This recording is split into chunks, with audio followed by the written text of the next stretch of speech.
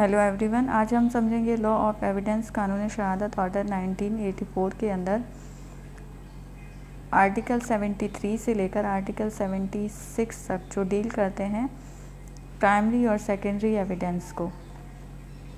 Article 73 बताता है primary evidence के बारे में। Primary evidence mean the document itself produce for the inspection of the court, के कोई डॉक्यूमेंट है जो अदालत की इंस्पेक्शन, कोर्ट की इंस्पेक्शन के लिए जो है इट सेल्फ प्रोड्यूस किया जाता है, उसके अंदर कोई चेंजिंग नहीं की जाती है, तो फिर वो जो है प्राइमरी एविडेंस होता है। अब जो है इसकी मज़ीद एक्सप्लेनेशन बताई है। एक्सप्लेनेशन नंबर 1 बताई है कि where a document is executed in several part, each part is primary evidence of the document. Where a document is executed in counterpart, each counterpart being executed by one or some of the parties only, counterpart is primary evidence is against the parties executing it। कि अब इसके अंदर बताते हैं कि कोई document है वो जो है डिफरेंट काउंटर पार्ट पर मुश्तमिल है, तो ऐसे में जो है जो पार्टी उसको एग्जीक्यूट करती है उसके ख़िलाफ़ जो है वो एक प्राइमरी एविडेंस है। अब इसको आसान अल्फाज के अंदर समझ लेते हैं कि जिस तरह से कोई एक डॉक्यूमेंट है उसके बहुत सारे पेजेस हैं, तो ऐसे में जो है उस हर पेज पर जो है किसी के सिग्नेचर होते हैं। तमाम पेजेस पे जो है उसको एग्जीक्यूट करने वाले के किसी ने जो है उसको एग्जीक्यूट किया होता है, उसके सिग्नेचर होते हैं तमाम पेजेस के ऊपर। तो फिर जिसने जो है उस पर सिग्नेचर किया है वो उसके ख़िलाफ़ जो है एक प्राइमरी एविडेंस के तौर पर जो है काम करेगा। फॉर एग्ज़ाम्पल कि जिस तरह से कोई चेक होता है, किसी ने किसी को जो है एक चेक दिया है, उसको एग्जीक्यूट किया है, अपनी सिग्नेचर करके किसी को दिया है, तो कल को अगर वो उस बात से मुकर जाता है कि मैंने जो है उसको कोई चेक नहीं दिया है और उसने जाके जो है बैंक से पैसे निकलवा लिए हैं, तो फिर उसके ख़िलाफ़ जो है वो एक प्रूफ का काम करेगा। बतौर शहादत जो है वो उसके लिए पेश किया जा सकता है कि उसने जो है उस पर अपने सिग्नेचर किए हैं, उसको एग्जीक्यूट करके उसने किसी को दिया है, तो फिर जो है वो प्राइमरी एविडेंस उसके ख़िलाफ़ एक प्रूफ है। तो अब जो है एक्सप्लेनेशन नंबर 2 बताते हैं इसके अंदर कि where a number of document are all made by one uniform process, ये जो है डॉक्यूमेंट है जो वन यूनिफॉर्म प्रोसेस से होकर गुज़रता है, जिसके अंदर कोई चेंजिंग नहीं की जाती है। और एग्ज़ाम्पल के जिस तरह से हम कोई फ़ोटोग्राफ्स निकालने के लिए जाते हैं, तो वो जो है एक वन यूनिफॉर्म प्रोसेस से होकर जो है तमाम जितनी भी फ़ोटोग्राफ्स होती हैं वो वन यूनिफॉर्म प्रोसेस से गुज़र के हमारे पास आती हैं, तो वो जो है प्राइमरी जो है एविडेंस के प्राइमरी एविडेंस होता है। अब उसकी जिस तरह से हम जो है कोई कॉपी निकलवाते हैं या उसकी जो ब्लैक कॉपी होती है वो जो है उसकी सेकेंडरी एविडेंस होती है। मतलब वो जो वन यूनिफॉर्म प्रोसेस से गुज़रता है वो ओरिजिनल होता है, और जो उसमें जो है ब्लैक कॉपी होती है या जो है उसकी डिफरेंट जो है कॉपीज़ बनवाई जाती हैं, तो फिर वो जो है सेकेंडरी होता है। अब जो है एक्सप्लेनेशन नंबर 3 बताते हैं कि अ प्रिंट आउट और other form output of the automated information system shall not be denied the status of primary evidence. कि जिस तरह से कोई प्रिंट आउट होता है कि हम जो है कोई प्रिंट आउट निकालते हैं, कि जिस तरह से कंप्यूटर से हम कोई टाइप करते हैं, किसी चीज़ को टाइप करते हैं और वो जो है उसका टाइप करने के बाद जो है हम उसका प्रिंट आउट निकाल लेते हैं, तो वो भी जो है प्राइमरी एविडेंस में शुमार किया जाता है। कि एक तरफ से हमने जो है कोई चीज़ टाइप की है और दूसरी तरफ से उसको जो है प्रिंट आउट के ज़रिए निकाल लिया है, उसके अंदर कोई हमने चेंजिंग नहीं की है, तो फिर वो जो है प्राइमरी एविडेंस होता है। अब सेकेंडरी एविडेंस बताते हैं कि आर्टिकल 74 में secondary evidence mean and include, इसके अंदर जो है ये चीज़ें इंक्लूड की गई हैं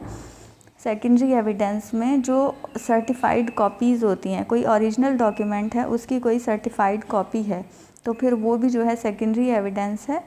और copies made from the original by mechanical process, के कोई ओरिजिनल डॉक्यूमेंट है वो जो है किसी मैकेनिक प्रोसेस से होकर गुज़रता है, मतलब कि जिस तरह से कोई डॉक्यूमेंट है उसको किसी मैकेनिकल प्रोसेस से गुजारा जाता है तो फिर वो जो है डॉक्यूमेंट वो सेकेंडरी एविडेंस में तब्दील हो जाता है। पहले ओरिजिनल था, जब जो है उसको मैकेनिकल प्रोसेस से गुजारा तो फिर वो जो है सेकेंडरी एविडेंस में वो तब्दील हो गया है। कॉपी मेड फ्रॉम और कंपेयर्ड विद द ओरिजिनल। अब जिस तरह से जो कोई असल डॉक्यूमेंट है, मतलब कि कोई असल डॉक्यूमेंट है, उससे जो है कोई उसकी कॉपी तैयार की जाती है, किसी ओरिजिनल डॉक्यूमेंट से उसकी कॉपी तैयार की जाती है, तो वो भी जो है वो सेकेंडरी एविडेंस होता है। Counter part of document is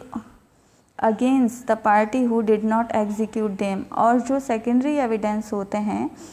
जिस पार्टी ने उसको एग्जीक्यूट नहीं किया है तो वो उसके ख़िलाफ़ जो है प्रूफ का काम करता है, उसके ख़िलाफ़ प्रूव होता है कि जिस तरह से कल को अगर वो कोई क्लेम करते हैं कोर्ट के अंदर तो फिर जो है उनको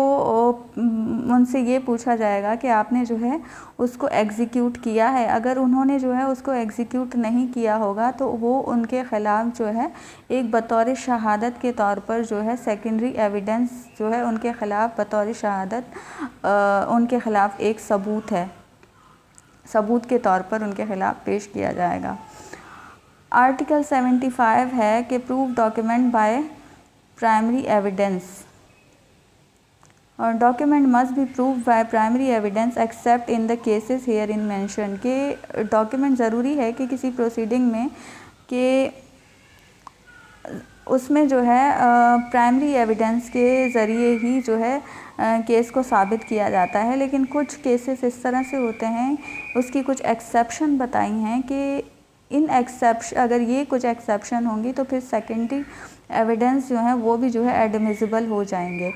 आर्टिकल 76 है कि cases in which secondary evidence relating to document may be given. Secondary evidence may be given of the existent conditions और content of a document in following cases. के इन केसेस के अंदर जो है सेकेंडरी एविडेंस भी गुजारा जा सकता है। किन केसेस के अंदर उनको पढ़ लेते हैं कि ए में बताते हैं कि when the original is shown or appear be the possession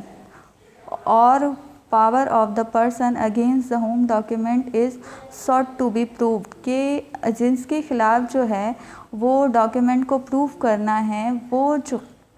document है वो ओरिजिनल डॉक्यूमेंट जो है उसके पोजेशन में है और वो जो है बंदा जो लीगली बाउंड है उस डॉक्यूमेंट को प्रोड्यूस करने के लिए वो जो है उस डॉक्यूमेंट को प्रोड्यूस नहीं करता है, तो फिर ऐसे में जो हमारे पास जो सेकेंडरी एविडेंस होता है उसके ज़रिए हम जो है उस बात को प्रूव कर सकते हैं।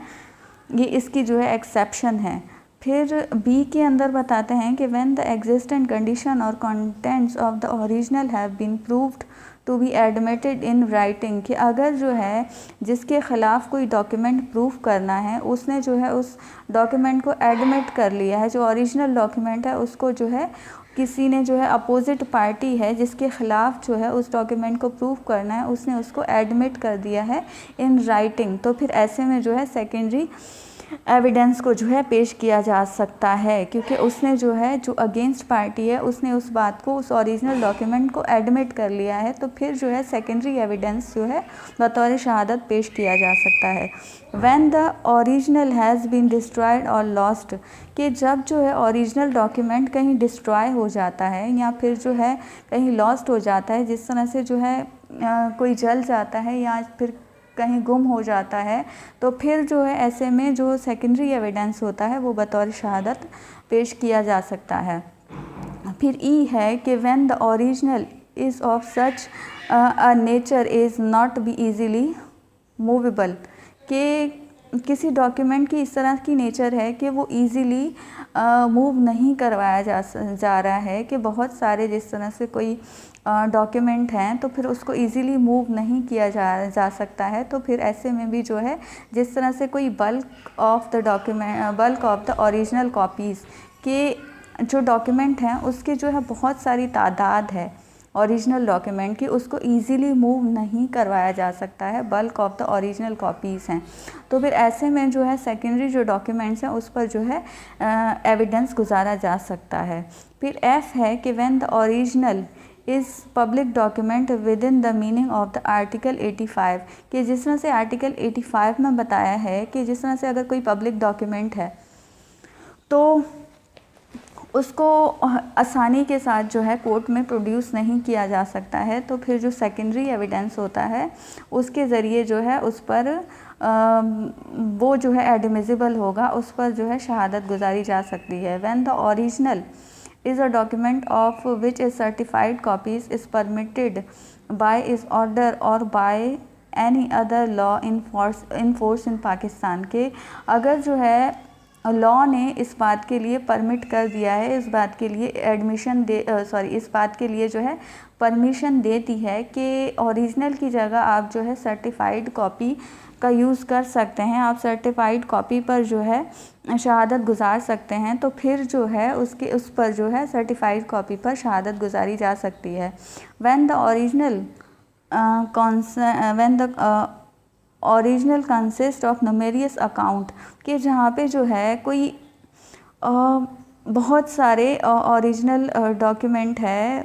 और उसके जो है बहुत सारे अकाउंट हैं, कि जिस तरह से वो जो डॉक्यूमेंट है वो बहुत सारे खातों पर मुश्तमिल है और उसको इजीली जो है कोर्ट के अंदर इतनी कलेक्शन में जो है वो मौजूद है, उसको जो है आसानी के साथ कोर्ट में प्रोड्यूस नहीं किया जा सकता है उस डॉक्यूमेंट को,